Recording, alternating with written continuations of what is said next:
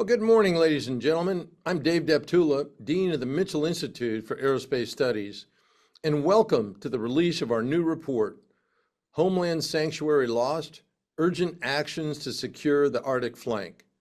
Now, during the Cold War, all eyes faced north. The Soviets threatened nuclear attack at any moment through the Arctic. America prepared by partnering with Canada and formed the North American Air Defense Command, or NORAD. Air defense was one of the highest priority missions for the U.S. Air Force, with lines of air defense radars in the high north and fighters sitting strip alert. For most of the 20th century, the Air Force emphasized homeland defense. But by the turn of the century, that was no longer the case. The focus on counterinsurgency outprioritized defense of the homeland. After decades of neglect, it's high time to prioritize investment in homeland defense, and it begins with Arctic domain awareness. So to discuss his report and its recommendations, we have the author, retired Brigadier General Houston Cantwell, a senior resident fellow here at the Mitchell Institute. Also with us today, we're very pleased to have retired General Glenn Van Herk, former NORAD and U.S. NORTHCOM commander. As NORTHCOM commander, he was responsible for the homeland defense of the United States. So thanks so much for joining us today, General Van Herk. We look forward to your commentary later on. But before that, let's begin with an overview of your paper, Houston. So over to you. Hey, thanks. Today, we're going to highlight American vulnerabilities to attack and propose concrete actions to mitigate that risk. The current presidential administration has been so clear homeland defense is the priority, and U.S. national interests extend far north of the Arctic Circle. We appreciate everyone joining us today. Hey, General Van Herk, thanks so much for being a part of today's conversation. Your insights are always super valuable on this topic. Thanks. All right. We embarked on this project to highlight the Arctic domain vulnerability. Simply put, the U.S. has insufficient Arctic domain awareness. Now, this leaves us vulnerable through the most likely avenue of attack, through the Arctic. As most might appreciate, much of the national security conversation is focused on our projection of power, sending our military overseas. And certainly the preference is to meet our adversaries beyond our borders. But let's be honest, the enemy's going to get a vote here. And technological advance makes the natural barriers of our oceans on either side less significant than ever. Advanced and precise cruise missiles, unmanned aerial vehicles hold vital American interests at risk, and our existing radar systems simply are unable to detect many of the inbound threats. In many cases, we wouldn't know of an aerial attack until the missiles impacted their targets. The United States must secure the Arctic flank. We should start by speeding the acquisition of new air, land, and space-based sensors and radars capable of detecting these threats. We got to partner with our NATO allies to leverage their resources and their strategic vantage point. And finally, we got to commit to breaking down information and intelligence stovepipes. Let's briefly discuss how we ended up in this most troubling situation. Okay, there was a time when the United States prioritized homeland defense and dedicated sufficient budget. In the 1950s, the Soviet Union threatened North American attack using long-range strategic bombers armed with atomic bombs. American response was direct and resolute. The Air Force established Air Defense Command. It assigned over 800 aircraft to defend America. We also partnered with Canada, established the North American Air Defense Command, and ensured it with generous resourcing. As depicted on this graphic, you can see multiple lines of radars, the Distant Early Warning, or DEW line, the Mid-Canadian, and the Pine Tree lines, along with picket ships in the Atlantic and Pacific Oceans, all of these integrated into a command and control system forming a defensive posture. And this posture was capable of identifying inbound threats and allowing decision makers time to respond. America was so committed to homeland defense that 305,000 Americans volunteered and served as low-altitude aircraft spotters, making up for radar deficiencies in the early 1950s. However, following the collapse of the Soviet Union, interest in homeland defense waned. Following the end of the Cold War and then the 9/11 attacks, U.S. defense priorities changed. Homeland defense was still the priority, but resourcing took a backseat. Shortfalls accelerated following 9/11. The United States reoriented its posture to the Middle East. We met our threats overseas. Defense budgets focused on protecting the service members under attack in these faraway lands. The result of the effort was unambiguous. NORAD defensive systems atrophied. Vulnerabilities through the Arctic increased, but notably, Arctic activities increased too. National security experts took note by updating and, in some cases, drafting new Arctic defense strategies. The Arctic's strategic value continues to rise. Certainly, being the shortest path between Russia, Europe, and North America is important. And when you add the natural resources and trade routes being made more accessible by global warming, its strategic value is undeniable. But the Russians and Chinese have also taken notice. They've increased commercial, scientific, and military activities on the sea and in the air. 3 U.S. Arctic strategies capture these challenges associated with the region. There is the U.S. National Arctic Strategy. It acts as the overall umbrella document addressing policies beyond the Department of Defense. Regardless, it recognizes the paramount role that security plays in the region. Its number one pillar is security, and then further breaks that down into domain awareness, military exercises, and cooperation with Arctic partners, all in an effort to enhance security. The Department of Defense document, released just last year, is built on 3 pillars: enhancing domain awareness, engaging with allies, and exercising presence. And then finally, there's the 2020 Air Force strategy, first of its kind, and it highlights the importance of missile warning and defense. It also highlights the strategic advantage created by our strong partnerships with our Arctic nations. Now, 2 common themes are going to resonate across all these documents: the importance of domain awareness and allied engagement. However, despite the attention drawn to Arctic security by these strategies, it's important to highlight that resourcing and budgeting has not followed. Certainly the words are there, the resources are not. This becomes a big deal when analyzing the modern missile threat, a threat we face across the Arctic. Russia's technological military advance raises tremendous concern. Most concerning is the advance of conventional and precise missiles. This graphic depicts a notional strategic bomber maneuvering into position and releasing a salvo of advanced KH-101 cruise missiles against North America.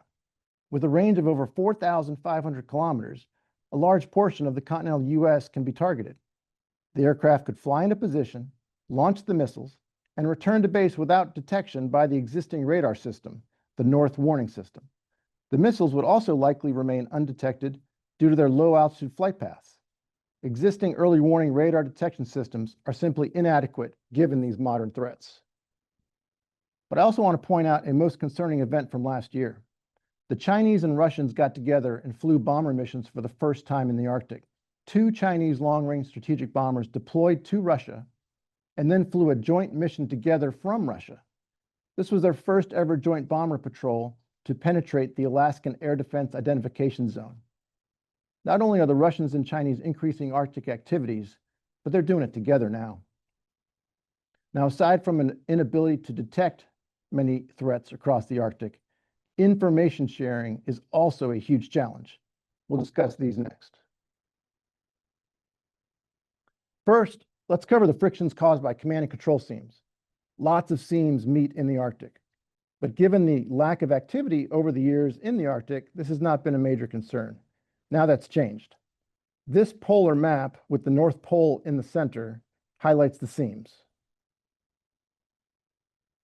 Several U.S. combatant command borders intersect in the Arctic. There's U.S. NORTHCOM, INDOPACOM, and EUCOM, all converge in the Arctic. Of note, I want to point out that an important change just occurred earlier this year that moved Greenland from EUCOM into NORTHCOM as depicted on the map. Now, layered on top of U.S. combatant commander boundaries are NORAD's area of responsibility, and then those of NATO. NATO is divided into several joint force commands, with JFC Brunsum assigned responsibility for Arctic operations. And then finally, within Brunsum's command structure is a combined air operations center located at Udom, Germany. This 24/7 headquarters monitors air traffic across the northern half of Europe. Now, a proposal to stand up a new air operations center in Norway is being vetted across NATO headquarters, and this would focus solely on Arctic operations and has gained support with many nations. Truly believe that realization of this proposal would be most beneficial, placing greater emphasis and focus on Arctic defense. Now, each command and control seam introduces a potential security gap, as realized in the 2023 Chinese balloon incident that occurred here over the United States. If you'll recall, NORAD was given less than 24 hours warning of the inbound balloon traveling from US Indo-PACOM into NORTHCOM's area of responsibility. The handoff across the seam was not timely, and frankly, it reduced options for the decision makers. High-speed targets are going to make these seams even more concerning. Information flow is degraded by additional barriers, predominantly policy, bureaucratic, and technical. They exist between governmental departments, between countries, and between military commands, ultimately slowing or in some cases prohibiting the flow of information. These barriers actually reduce security and must be overcome to improve domain awareness. Sometimes data classification prohibits information sharing between countries or between commands. For instance, NORAD and NATO operate at distinctly different classification levels. This can make the sharing of classified information between the two commands very labor-intensive and slow. In Europe, NATO maintains a memorandum of agreement to share data with Eurocontrol. That's the European equivalent to the FAA. However, this memorandum does not extend across the Atlantic Ocean, and that requires the sharing of information via manual and time-consuming processes. Now, some people are getting this right. Israel demonstrates the importance of domain awareness regularly throughout their conflict with Iran. Domain awareness was front and center last year in April and October of 2024, where in each instance, the Israelis detected and then intercepted hundreds of missiles and UAVs during unrelenting aerial attacks. A layered array of sensors was key. Rapid information sharing was also critical. That allowed the Israelis to pre-position air interceptors and to ensure adequate radar coverage at expected avenues of attack. Their modern radars were foundational to success because you can't respond to what you can't see. Now, Arctic domain awareness begins with a layered network of modern sensors, land, air, and space. On the land, the very capable over-the-horizon radar will provide noteworthy improvement. Canada and the United States are in the process of acquiring this new multi-billion-dollar and multi-year acquisition program, but this program requires ongoing support. In the air, the E-7 Wedgetail will provide essential targeting and command and control relay capabilities. The aircraft's flexibility is going to allow responsiveness to our evolving threats or to degraded land systems. It plays an essential role and must be placed back in the Air Force budget as we move forward. Medium altitude and long endurance UAVs like the MQ-9 Reaper or the RQ-4 Global Hawk are also poised to play predominantly in this mission area. Their low operating costs, payload flexibility, and long endurance make them an ideal addition to this priority mission. Aircraft already located at Grand Forks Air Force Base could provide improved domain awareness once outfitted with necessary sensors. And finally, space is going to increasingly play critical roles across the Arctic. It already provides missile warning and data transport, and in the future, a space-based airborne moving target indicator capability will enhance domain awareness across the entire region. But according to many experts, that's still years away. So bottom line, a layered land, air, and space solution meets the modern threat, provides the domain awareness required for our #1 national security priority. Now, sensors, yeah, they're important, but they're not going to be sufficient to adequately improve our domain awareness. We must streamline information flow. A handful of activities have targeted information silos, but they require increased attention. Years ago, NORTHCOM created the Global Information Dominance Experiments, or GUIDE experiments. The goal was to encourage information exchange between military headquarters. These experiments have been handed off to the Chief Digital and Artificial Intelligence Office. They're still trying to break down information silos and facilitate the processing of larger amounts of data, all trying to improve senior leader decision-making. Then there's the Maven Smart System. It aims to form connective tissue between operators and sensors, weapons platforms and decision makers, breaking down barriers across organizations. The department has got to continue to prioritize software and systems aimed at connecting warfighters and connecting databases across classifications, across different departments, and across international borders. Now, quickly on exercises. Military commands often host exercises to try to minimize the impact of command and control seams within their commands. In this case, the Arctic, an important seam exists between NATO and NORAD. Exercises between these two commands would go a long way to expedite the sharing of target data as threats transition the boundary between these two commands. Okay, in conclusion, this report makes 8 recommendations that get at these vulnerabilities now. The report dives into greater detail. I'll provide a quick overview of these recommendations right now. Number 1, prioritize defending the homeland and deterring strategic attack against the United States. 2, accelerate the over-the-horizon radar acquisition plan. 3, lead the international commitment to E-7 Wedgetail acquisition. 4, configure Grand Forks Sky-Range UAVs for dual-use homeland defense and aerial surveillance. 5, accelerate fielding of space-based Arctic domain awareness capabilities. 6, accelerate the fusion of all-source data to enhance Arctic domain awareness. 7, refocus the Office of the Assistant Secretary of Defense for Arctic and Global Resilience. And finally, number 8, foster NATO's Arctic focus and direct partnership with NORAD. Together, these 3 pillars are going to improve Arctic domain awareness through sensing, information sharing, and international partnerships. General Deptula, thanks for the opportunity. Back over to you. Yeah, hey, thanks, Houston, for that very comprehensive overview of a very well-written report. And I recommend everyone online take a good read.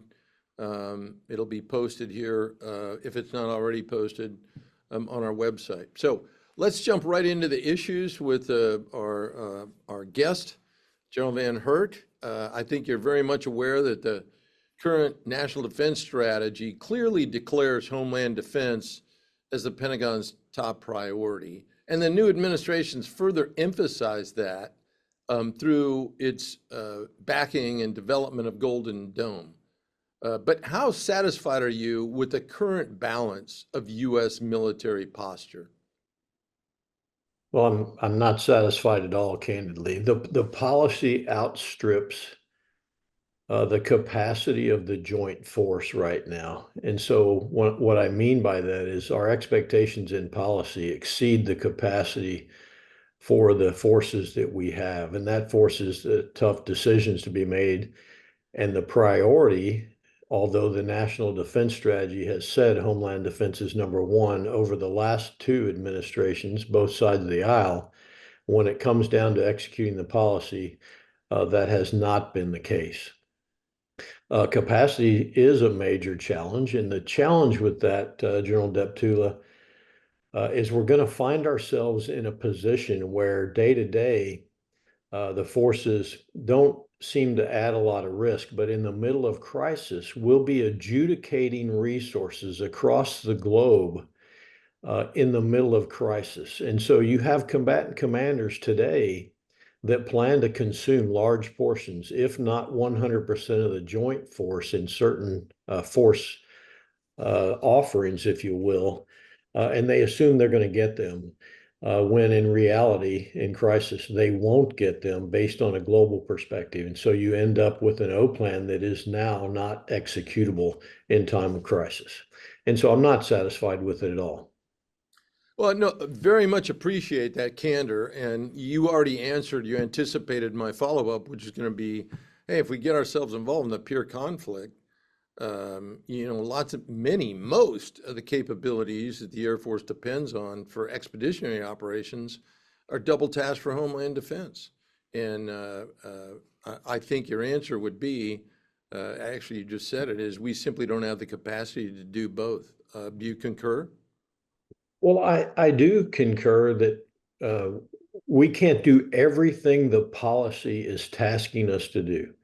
And so your options, I hear all the time, combatant commanders ask for too much. They demand too much. combatant commanders ask for what policy tells them to do.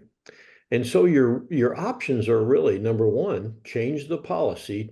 Then you have a joint force that executes it. Build a bigger joint force, or tell the combatant commanders not to ask for what they need. And that would be criminal in my mind, because you mask the risk to our nation's national leaders by not allowing the combatant commanders to show them, this is what I need to execute your policy. And here's the risk that you're inheriting by not resourcing that. So those are the options. Where we stand today is with policy that outstrips our ability to execute with the joint force. And I'll go back to General Cantwell's comments.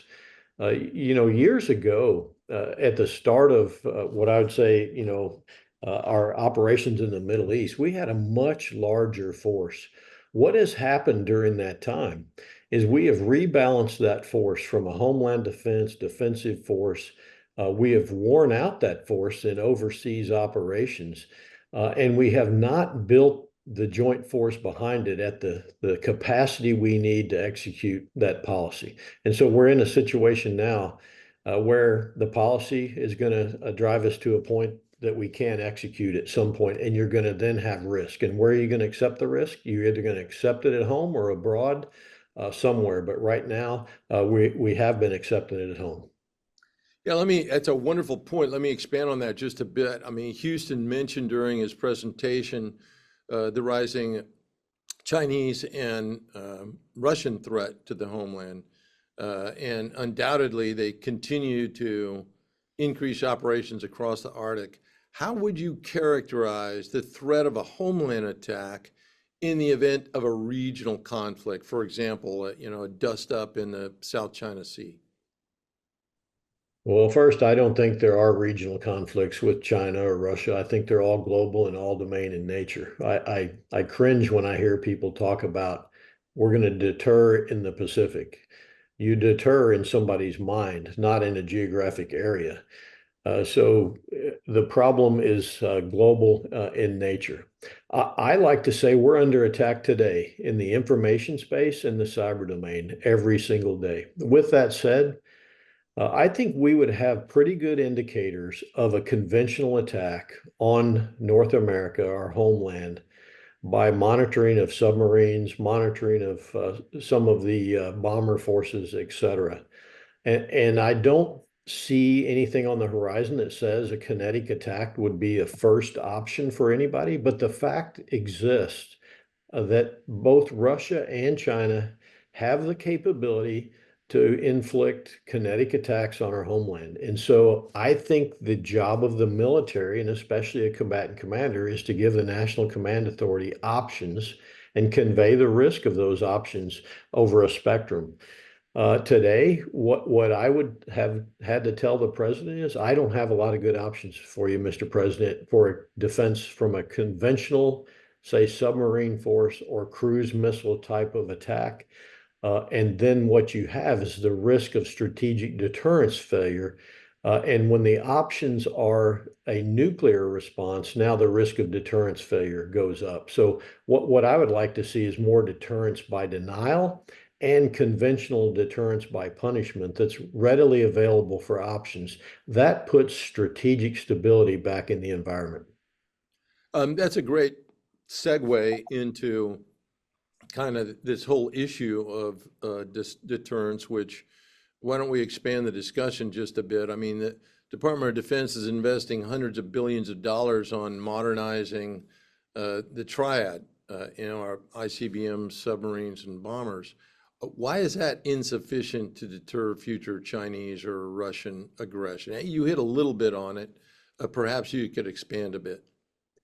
Well, I would hope it would be sufficient to deter a nuclear attack on our homeland. Okay, that would be the goal. And I think that the nuclear triad and nuclear deterrence is the foundation of homeland defense. But I don't think solely it provides everything that we need to deter conventional options on our homeland that could delay and disrupt our force flow from our homeland. And most importantly, destroy the will of the American people, destroy our ability to function internally. And if they did that with a cyber attack or a conventional cruise missile attack, responding with a nuclear attack is not the option we want to offer the president.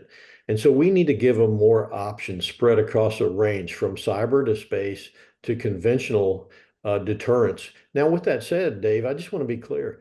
I think this is a whole of nation effort. We need to become more resilient.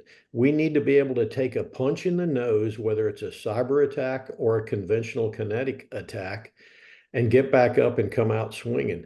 What I believe is if any potential adversary looks at us and sees a nation so resilient that they believe they could never achieve their objectives without a large nuclear attack on us, then they're most likely not to attack in the first place because they know what comes back is a mutually assured destruction. That is strategic stability by definition, and that's where we need to put ourselves. Unfortunately, we're not there from a resilience perspective. Thanks for that. Houston,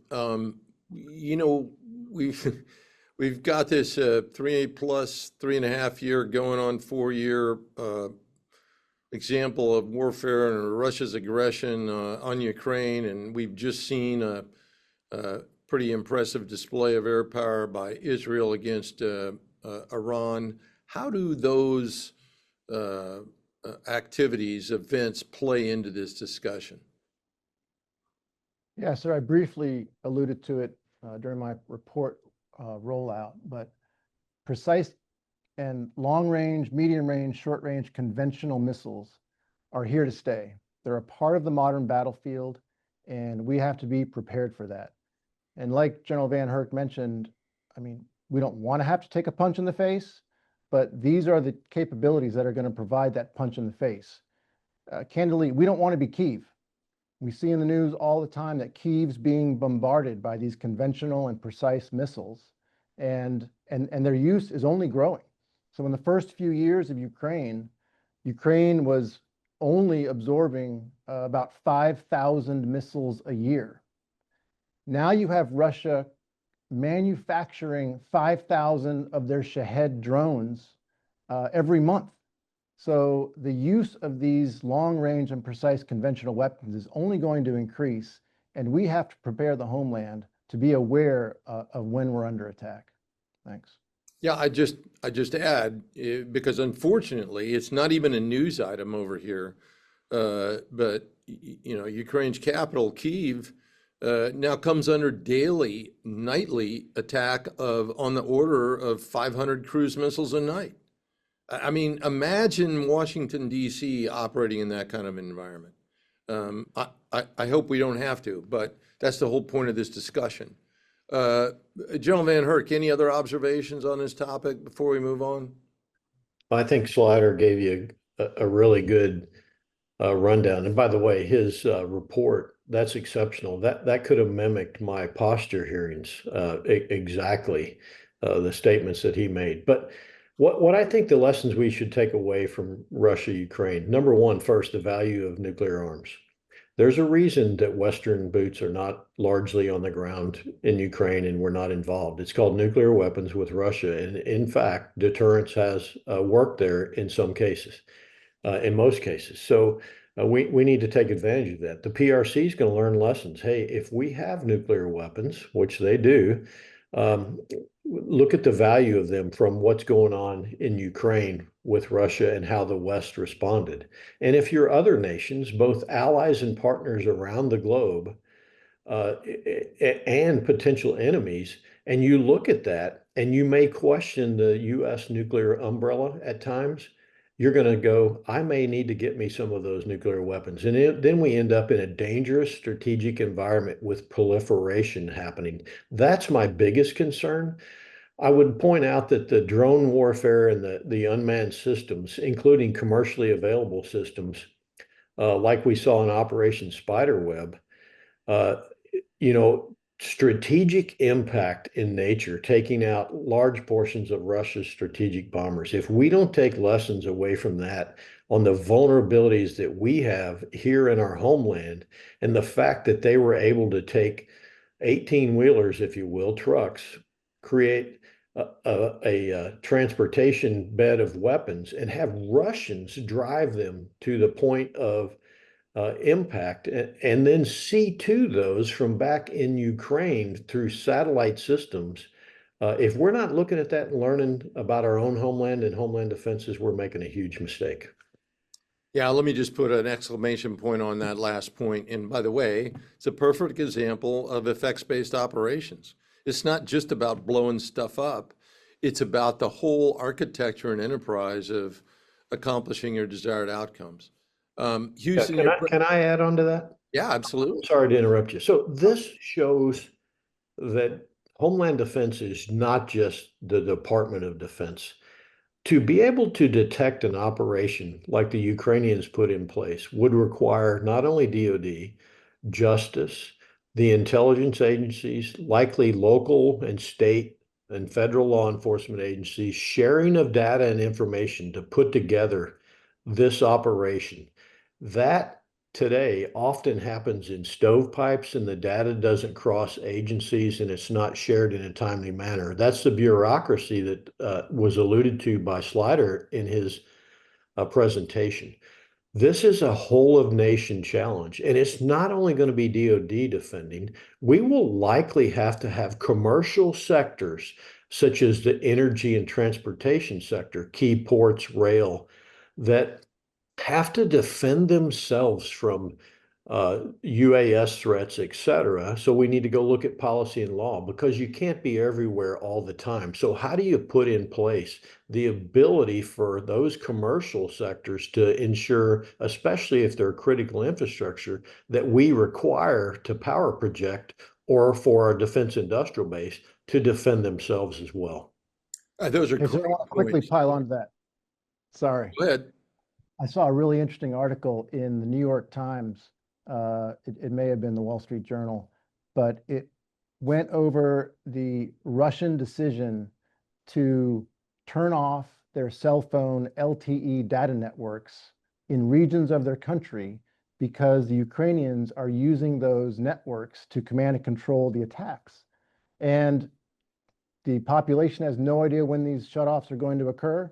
And as you can imagine, it impacts daily life because people aren't able to access, simple things that we use every day, Google Maps, Uber, all the things that we use, the Russians are also using on their cell phones.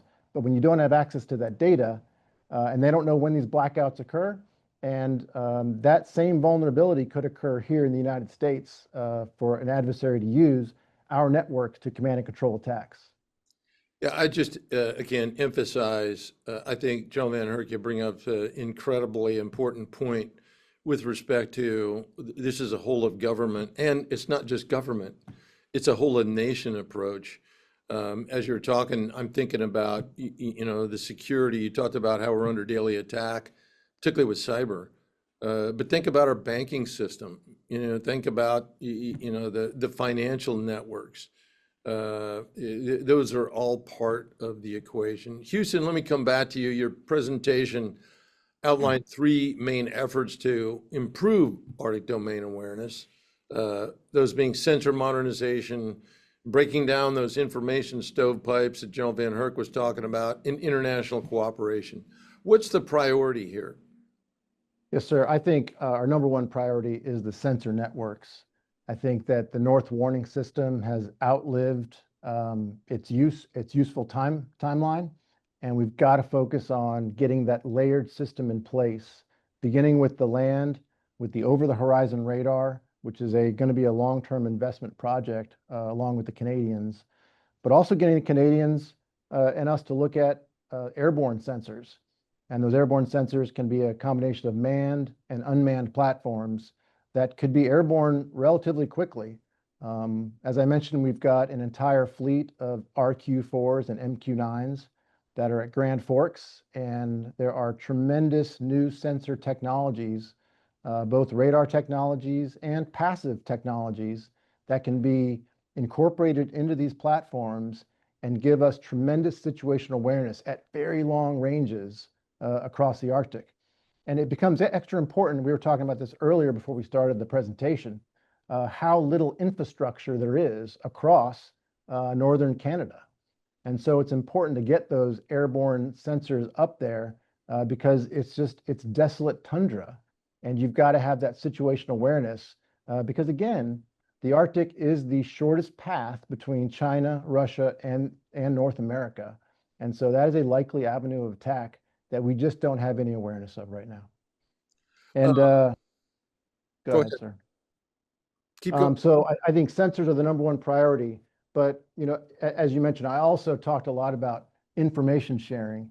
And I know General Van Herk, you're the one that actually started these guide experiments. Can you tell us about what was the genesis of them? What did you learn from them? And then where do you see them going in the future? Well, I'll give credit to my predecessor as well, General O'Shaughnessy. He kind of laid a foundation, but the first guide was started shortly after I took command, and it opened my eyes to the value of data and information. And having flown the F-35, I kind of experienced the same thing. The data just showed up in the cockpit. It's irrelevant of how you got it. The bottom line is I could never give the president and the SecDef enough time and decision space. And the only way you create time and decision space is you process data that you likely have faster than you do today and disseminate it to those decision makers. Ultimately, that's what leads you to operate inside an adversary's OODA loop, their observe, orient, decide, and act loop, which creates a deterrent effect, day-to-day campaigning, crisis, and conflict. We went down the path of connecting all sensors, and that started with that first experiment, which really was focused on sensor to shooter. And I changed that very quickly to sensor to decision maker to collaborate globally. Homeland defense does not start in the homeland. It starts with my fellow combatant commanders and our network of allies and partners, which is our asymmetric advantage, collaborating globally to generate effects every single day and in crisis and conflict. And they do that by sharing that domain awareness from those sensors that you alluded to earlier.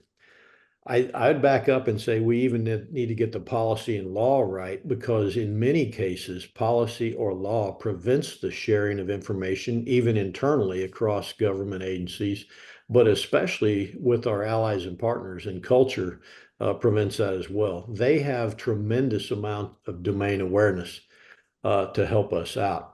And that's kind of what we did with Guide. We did 4 of them, and by the 4th one, we had multiple allies and partners playing, all 11 combatant commanders.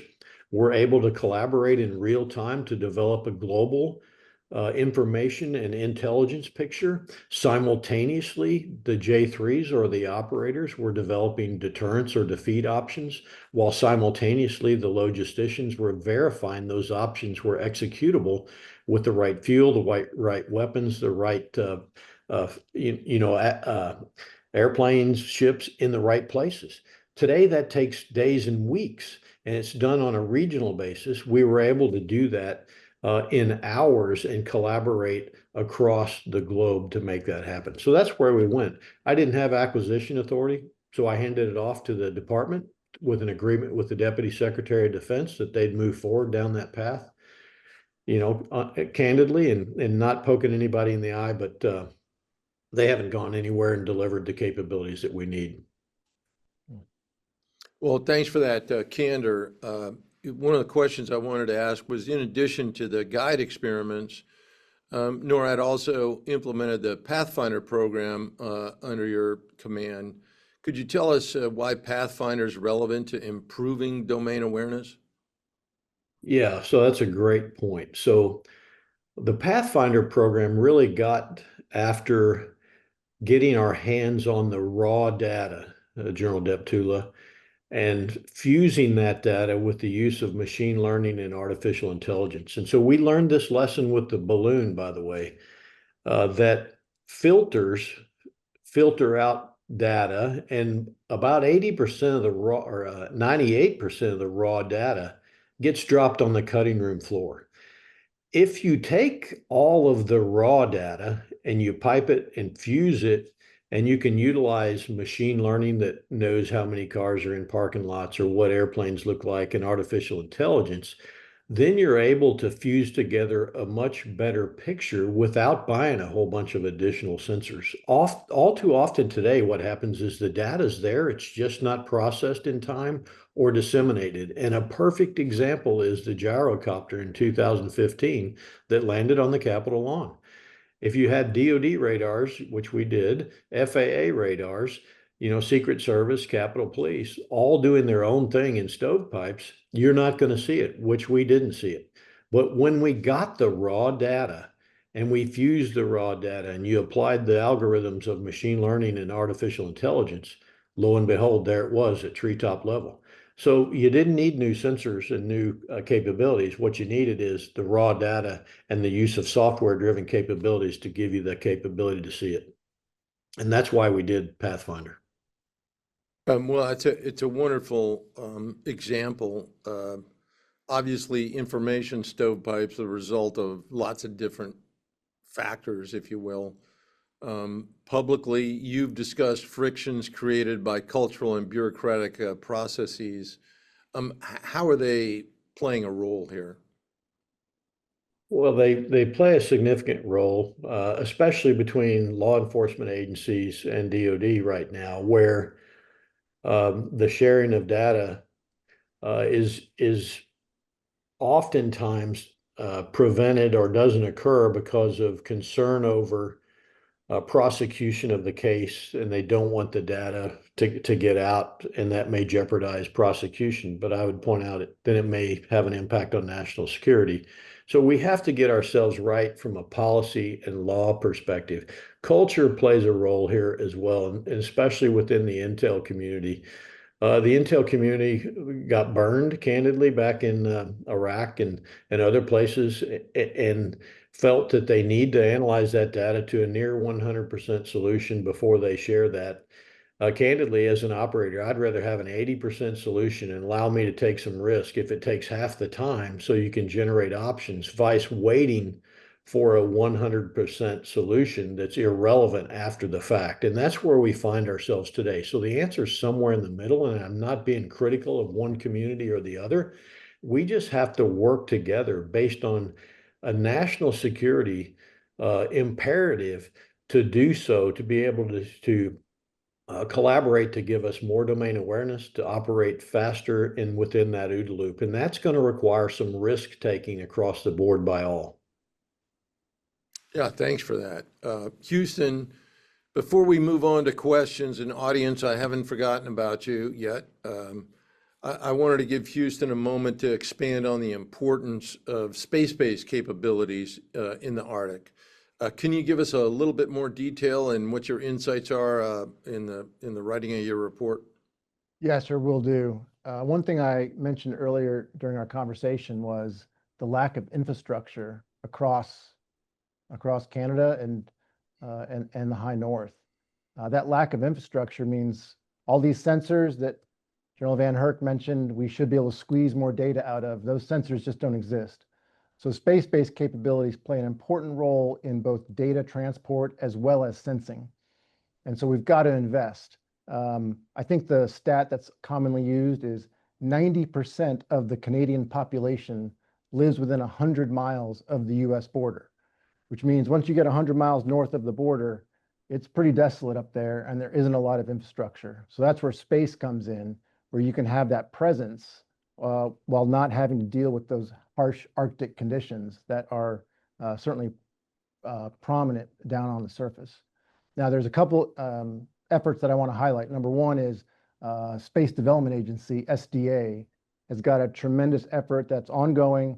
Like most space efforts, they're always long-term, but their proliferated warfighter space architecture is going to be able to provide increased data transport, as well as sensing and missile tracking. So we need to continue to support that long-term effort, as well as airborne moving target indicator capabilities, basically space-based radar. Again, a long-term effort, but worth the investment. Not only is it going to help in the Arctic, but it's going to help other COCOMs around the world. And I think it's important that we continue those long-term investments to be able to shore up that multi-layered approach that we're looking for across the Arctic. No, thanks for that, Houston, and for your presentation. Thank you too, General Van Herk, for your insightful comments. We're going to shift now to the audience. There's already some great questions that have sent on chat. For the audience, if you do want to ask a question in person, go ahead and use the raise hand function. And when I call on you, please state your name and affiliation. But to get this thing started, let me jump right in. I've got a question from Alexander White. Alexander was the former NWS Deputy Director, and he's up in Ottawa, Canada. How can we improve the NWS to enhance its ground-based command and control capabilities and compensate for some of the shortcomings of over-the-horizon radar in real-time tactical scenarios?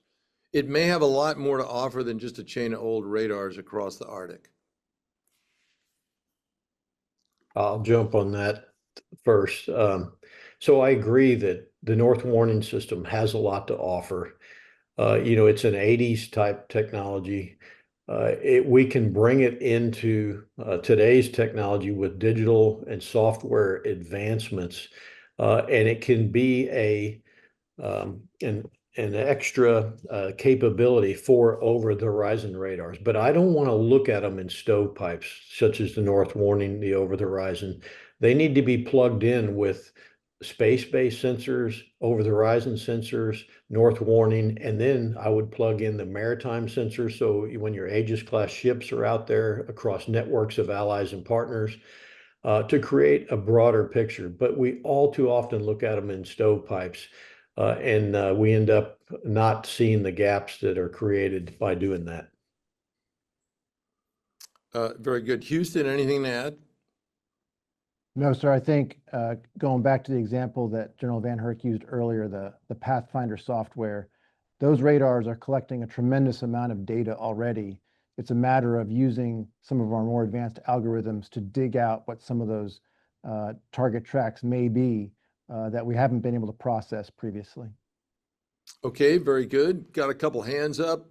Let's offer the first opportunity to Robin Tyner. Robin, go ahead.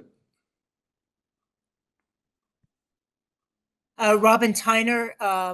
I'm at Sonalist Inc., former retired Navy, former Stratcom, former ABICAB, and a lot of Arctic background. And the couple questions I have, one, I'm curious what your affiliation is with the Arctic Domain Awareness Center in Alaska now, and what kind of coordination has been going on with them. I'm also just curious about, because you talked about mutually assured destruction and some of the international agreements, and there were international nuclear agreements that we've either left or have deteriorated. I'm just kind of wondering if you've thought about how we should best engage as a country in those. I can take the first one, and that is we have certainly touched base with General Key up in Alaska, and he was part of my research, but they were not officially part of the actual research effort.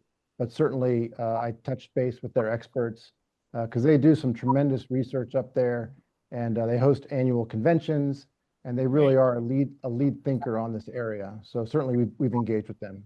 Thank you. I'll address the second one, and we have some overlap, Robin. I have time as an AEAO on the ABICAP and at Stratcom as well. So international agreements such as nuclear treaties and those types of things, the world has fundamentally changed since we entered into many of those, bilateral agreements with Russia, which were needed at the time. But now when you have the PRC and others entering into bilateral agreement with one country may put you at risk with another country. Same thing can be said for conventional agreements. So I think when you look at missile treaty agreements, et cetera, we would really like to sit down with the PRC, Russia, the United States, potentially others, as part of that agreement to buy down risk across the board for stability. But the world is different today, and we have to take a different approach in our negotiations, is what I would say. Okay, thank you for that. Let's go with Jill Bumbu. Jill? Hi, good morning. I'm with the Air Force Association and affiliated with the 910th Airlift Wing.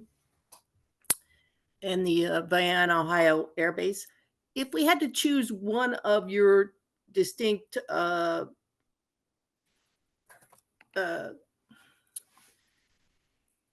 devices to give our country a dome per se, which of those, when we only have so much to spend, which one would you choose is number one to protect our country? And thank you for your time. I'll jump on that first. I think the nuclear deterrent is the foundation, I've already said that, of Homeland Defense. Where we have incredible gaps is in below the space-based layer. We have space-based gaps, but in the hypersonic realm, in the cruise missile defense realm, and those are the areas that are going to create concerns for strategic stability that increase the risk of deterrence failure. And I would go after a dome that allows us to go after the cruise missile and the hypersonic missile threats. If you could do nothing else but provide threat warning and attack assessment for hypersonics, then that would even induce a lot of strategic stability for continuity of government, survival of your nuclear forces, your command and control, and your posture. But if you're not able to do those things, the risk of deterrence failure goes up dramatically. Ballistic missiles coming through space, most often we're going to see those, and the nuclear deterrent is the foundation for deterring against those. That's my thoughts. General Cantwell or General Deptula may have others. Let me pile on real quick. I use the example of the Israeli Iron Dome at my own peril because that is a very small piece of real estate. And so we have to manage expectations here in the United States that, and even with that one example, a relatively small Iron Dome, don't believe that every missile that's coming inbound to Israel is being intercepted. They allow several of them to get through because they just don't have enough interceptors, and they have to pick and choose depending on strategic value of what they think the targets are. And so a similar conversation, I think, is going to have to go on here across America of what are the strategic priorities that we need to defend across the nation, and then emphasize those areas. But additionally, I want to reemphasize a point that General Van Herk brought up, which was we need to become a more resilient country when it comes to looking at being able to take, quote, a punch in the face. One attack shouldn't, put the country down completely. We have to be able to take that punch in the face, be resilient, and be able to get back up and defend ourselves. And so I think that there's several efforts that are going to have to go into that as we move forward. Yeah, I want to add on one more thing, General Deptula. I don't think you can look at Golden Dome in a vacuum. Okay, so I think Golden Dome needs to be looked at as layers that are all interconnected and all integrated. And space-based effectors may actually have effects on airborne, such as cruise missiles, through precision navigation and timing, deception or denial, or even generate some type of a laser type of effect. So going with one, I think, is not where we want to go. I wouldn't want to have that discussion. That's leading us down a path of we can only do, a portion of defend ourselves. Either we're fully committed across all domes and all layers and integrate them, or not, is what I would say is the final answer. Over. And sir, I think also one thing you mentioned earlier was the whole of government aspect of this.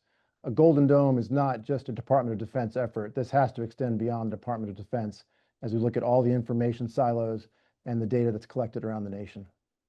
Yeah, I would say whole of nation. As I talked about the commercial aspect of it, we're going to rely on commercial entities at ports and rails and energy to defend themselves in some cases.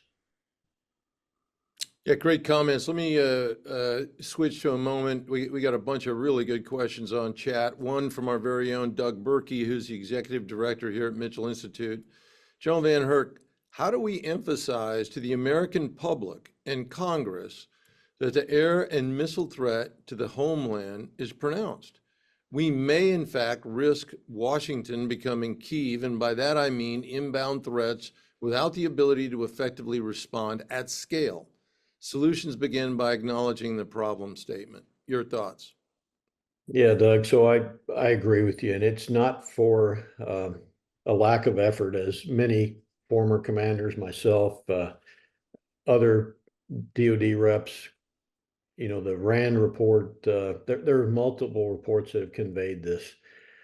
What I would say is our nation is so politically divided that putting national security up front often falls by the wayside because of political reasons, party reasons, et cetera, instead of coming together to solve our national security problems. And I'm just being candid with you. That's how I see it.